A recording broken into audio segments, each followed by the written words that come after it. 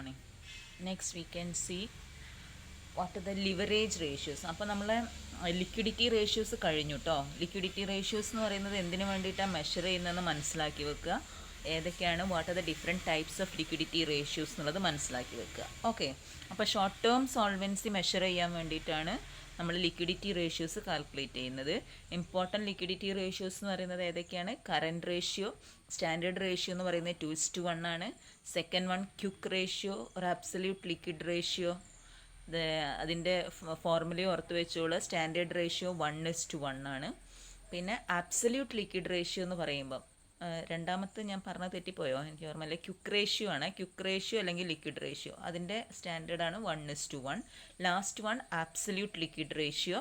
Absolute liquid assets മാത്രമേ എടുക്കാൻ പാടുള്ളൂ. ആബ്സല്യൂട്ട് ലിക്വിഡ് അസറ്റ്സ് എന്ന് പറയുമ്പോൾ cash and bank and short term marketable securities. Okay, അപ്പോൾ അവിടെ നിങ്ങൾ റേഷ്യോ എന്ന് പറയുന്നത് 0.5 ആയിരിക്കണം. 0.5:1. ഇനി നമ്മൾ നോക്കുന്നത് എന്താണ് സോൾവൻസി റേഷ്യോസ് ഏതൊക്കെയാണ്. അപ്പോൾ ആദ്യം എന്താണ് സോൾവൻസി എന്ന് മനസ്സിലാക്കി വെക്കുക. സോൾവൻസി എന്ന് പറഞ്ഞാൽ എന്താ? Firm's ability to pay off its outside liabilities both long term and short term. Liquidity എന്ന് പറയുമ്പോൾ short term liabilities pay off ചെയ്യാനുള്ള ഫേമിൻ്റെ എബിലിറ്റീനെയാണ് പറയുന്നത്. നേരെ മറിച്ചിട്ട് സോൾവൻസി എന്ന് പറഞ്ഞാൽ both all liabilities to outsiders. എന്തൊക്കെ ബാധ്യതകളുണ്ടോ ഫേമിൻ്റെ ആ ബാധ്യതകളൊക്കെ കൊടുത്ത് തീർക്കാനുള്ള ആ ഒരു എബിലിറ്റി, എത്രത്തോളം ഇതിൽ അവരുടെ ബാധ്യത തീർക്കാനുള്ള അവരുടെ ഒരു കഴിവുണ്ടല്ലോ, ആ ഒരു ഇതിനെയാണ് നമ്മൾ എന്തെന്ന് പറയുന്നത്? സോൾവൻസി എന്ന് പറയാം.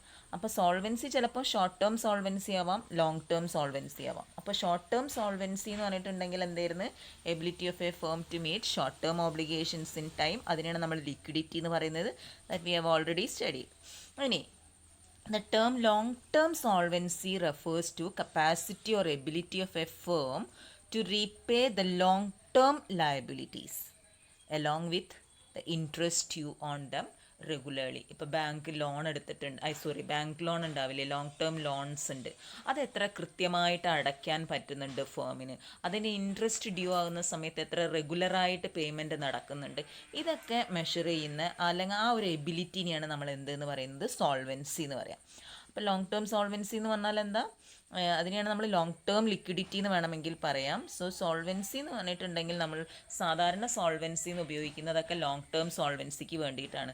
അത് നിങ്ങൾ പഠിച്ചിട്ടുണ്ടാവും ആ 3 terms: liquidity, solvency and profitability. നമ്മൾ സാധാരണ ലിക്വിഡിറ്റി എന്ന് പറയുമ്പോൾ firm's ability to meet short term obligations in time.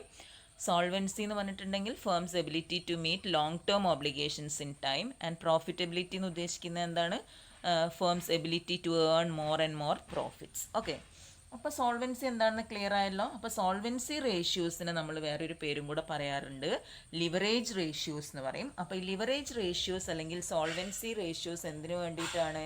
It is used to measure or to analyse the long term financial position of a business. Okay, അപ്പം capital structure of a firm അത് analyse ചെയ്യാൻ വേണ്ടിയിട്ടാണ് നമ്മൾ ഏത് ratios calculate ചെയ്യുന്നത്? Solvency ratios. അപ്പോൾ 2 തരത്തിലുള്ള solvency ratios ആണുള്ളത്. സ്ട്രക്ചറൽ റേഷ്യോസ് എന്ന് പറയും, കവറേജ് റേഷ്യോസ് എന്ന് പറയും. സ്ട്രക്ചറൽ റേഷ്യോസ് എന്ന് പറഞ്ഞിട്ടുണ്ടെങ്കിൽ എന്താ? ഈ shows the relationship between owned capital and borrowed capital. അതായത് ഒരു ബിസിനസ്സിൽ എത്രത്തോളം ഓൺഡ് ക്യാപിറ്റൽ, ഓണേഴ്സ് ഫണ്ട് എത്ര ഉണ്ട്, ഔട്ട്സൈഡേഴ്സ് ഫണ്ട് എത്ര ഉണ്ട്, ആ ഒരു പ്രൊപ്പോർഷൻ അല്ലെങ്കിൽ ആ റിലേഷൻഷിപ്പ് മെഷർ ചെയ്യാൻ വേണ്ടിയിട്ടാണ് നമ്മൾ ഏത് സോൾവൻസി യൂസ് ചെയ്യുന്നത്? സ്ട്രക്ചറൽ സോൾവൻസി റേഷ്യോസ് കാൽക്കുലേറ്റ് ചെയ്യുന്നത്. ഇനി നേരെ മറിച്ചിട്ട് അതിനുള്ള എല്ലാ ഐറ്റംസ് ഉണ്ടല്ലോ, സ്ട്രക്ചറൽ റേഷ്യോസ് കാൽക്കുലേറ്റ് ചെയ്യുന്നത് ബാലൻസ് ഷീറ്റ് എന്നാണ്. അതുകൊണ്ട് ഇതിന് വേണം നമുക്ക് ബാലൻസ് ഷീറ്റ് റേഷ്യോസ് എന്നും പറയാം.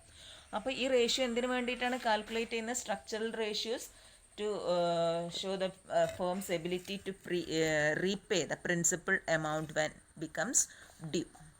ഇനി coverage ratios are computed from the profit and loss account. Coverage ratios എന്തിനു വേണ്ടിയിട്ടാണ് അറിയോ? To ascertain firm's capacity to pay interest and dividend regularly.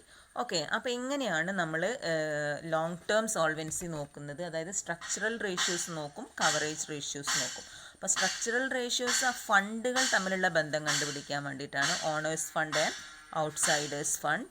And coverage ratios are calculated to ascertain firms' capacity to pay interest and dividends regularly. Okay, what are structural ratios നോക്കാം. ഏതൊക്കെയാണ് important structural ratios. അപ്പം ഞാൻ I have already mention structural ratios indicate long term solvency of the firm and these ratios measure the extent of debt financing in a firm. അതായത് എത്രത്തോളം outsiders fund ഉണ്ട്. So they are used to analyse the long term financial position of a firm.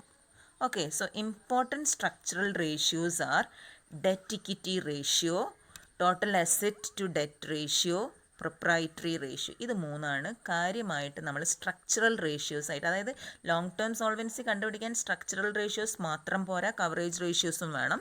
So important structural ratios എന്ന് പറയുന്നത് ഈ മൂന്നെണ്ണമാണ്. ഏതൊക്കെയാണ്? Debt equity ratio, proprietary ratio and total asset to debt ratio.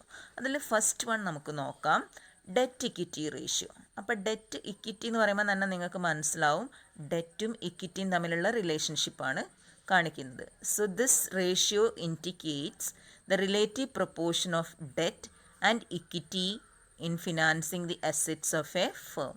So it expresses the relationship between debt എന്ന് ഉദ്ദേശിക്കുന്ന external equity and internal equity. Okay, അപ്പോൾ external internal equity ratio എന്ന് വേണമെങ്കിൽ ഇതിനെ പറയാം. അപ്പോൾ രണ്ട് ഫോംസ് ഓഫ് ഡെറ്റ് ഇക്വിറ്റിയാണ് വരുന്നത്. Long term debt equity ratio വേണേൽ കണ്ടുപിടിക്കാം, ടോട്ടൽ ഡെറ്റ് ഇക്വിറ്റി റേഷ്യോ വേണേൽ കാണാം. പക്ഷെ നമ്മൾ from exam point of view you have to calculate long term debt equity ratio only. അതായത് ഡെറ്റ് ഇക്വിറ്റി റേഷ്യോ എന്ന് പറയുമ്പോൾ നിങ്ങൾ ഏത് മാത്രം കണ്ടാൽ മതി, long term debt equity ratio. Okay, അപ്പം ഡെറ്റ് ഇക്വിറ്റി റേഷ്യോൻ്റെ ഫോർമുല ഞാൻ പറയാം, total debt divided by equity.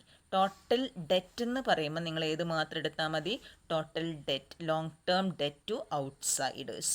Equity എന്ന് പറയുമ്പോൾ ഷെയർ ഹോൾഡേഴ്സ് ഫണ്ടാണ് എടുക്കേണ്ടത്. അതായത് ഷെയർ ഹോൾഡേഴ്സ് ഫണ്ട് എന്ന് പറയുമ്പോൾ capital plus reserves and surplus plus എന്തെങ്കിലും അൺഡിസ്ട്രിബ്യൂട്ടഡ് പ്രോഫിറ്റ്സ് ഉണ്ടെങ്കിൽ അത് ആഡ് ചെയ്യുക, minus accumulated losses if any. ഓർത്തിരുന്നോളാം. ഓക്കെ, അപ്പോൾ ഞാൻ ആ ഫോർമുല ഒന്ന് എഴുതാൻ പോവാണ്, ശ്രദ്ധിക്കാം.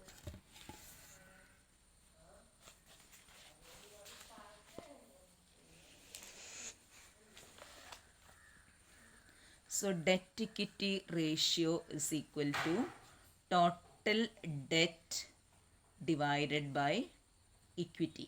അപ്പോൾ ടോട്ടൽ ഡെറ്റ് എന്ന് പറയുമ്പം ശ്രദ്ധിക്കുക, ഡെറ്റ് ഏതാ നിങ്ങൾ എടുക്കേണ്ടത്, long term debts to outsiders. ഞാൻ രണ്ട് തരത്തിലും നിങ്ങളെ ടെക്സ്റ്റിലുണ്ടാവും, പക്ഷെ നിങ്ങളിത് പഠിച്ചു വെച്ചാൽ മതി. ടോട്ടൽ ഡെറ്റ് എന്താ ഉദ്ദേശിക്കുന്നത്, total long term debt to outsiders. Equity എന്ന് പറഞ്ഞാൽ ഏതൊക്കെയാണ് എടുക്കേണ്ടത്, share holders fund. Share holders fund എന്ന് പറയുമ്പോൾ ഷെയർ ക്യാപിറ്റൽ എടുക്കുക, plus reserves and surplus plus undistributed profits if any. വേറെ ഏതെങ്കിലും അൺഡിസ്ട്രിബ്യൂട്ടഡ് പ്രോഫിറ്റ്സ് ഉണ്ടെങ്കിൽ അത് കാണിക്കാം. Then minus accumulated losses. ചിലപ്പോൾ നിങ്ങൾ ലോസ് ആയിരിക്കാം, അപ്പോൾ അങ്ങനത്തെ ലോസ് ഉണ്ടെങ്കിൽ അത് മൈനസ് ചെയ്യാൻ മറക്കരുത്. ഓക്കെ, ഇനി സ്റ്റാൻഡേർഡ് ഡെറ്റ് ഇക്വിറ്റി റേഷ്യോ എന്ന് പറയുന്നത് ഇറ്റ് ഇസ് ഓൾവേസ് 1:1 ആണ്. 1:1 എന്ന് പറഞ്ഞിട്ടുണ്ടെങ്കിൽ അതായത് ഓണേഴ്സ് കോൺട്രിബ്യൂഷന് ഈക്വൽ ആയിട്ട് തന്നെ ഏത് മതി എന്നുള്ളതാണ്, ഔട്ട്സൈഡേഴ്സ് ഇക്വിറ്റി, ഔട്ട്സൈഡേഴ്സ് ഡെറ്റ്. അതായത് this means the funds provided by outsiders and shareholders must be equal. ചിലരൊക്കെ പറയും, some experts suggest 2:1 as the standard ratio. വെറുതെ കൺഫ്യൂഷൻ ആക്കണ്ട, നിങ്ങൾ ഇത്ര പഠിച്ചു വെച്ചാൽ മതി. ഡെറ്റ് ഇക്വിറ്റി റേഷ്യോൻ്റെ സ്റ്റാൻഡേർഡ് എന്ന് പറയുന്നത് എന്താണ്, 1:1 ആണ്. ഓക്കെ, ഇനി what is the significance of debt equity ratio, എന്തിനു വേണ്ടിയിട്ടാണ്? So debt equity ratios of particular importance to long term creditors. അതായത് ലോങ് ടേം ക്രെഡിറ്റേഴ്സിന് എങ്ങനെ ഉപകാരപ്പെടുന്നതെന്ന് വെച്ചാൽ it indicates the degree of protection of creditors have. അതായത് a high ratio indicates safety to creditors and a low ratio shows great risk to creditors. മനസ്സിലായോ? അപ്പോഴും this ratio shows the relative contributions of creditors and owners of the business in its financing.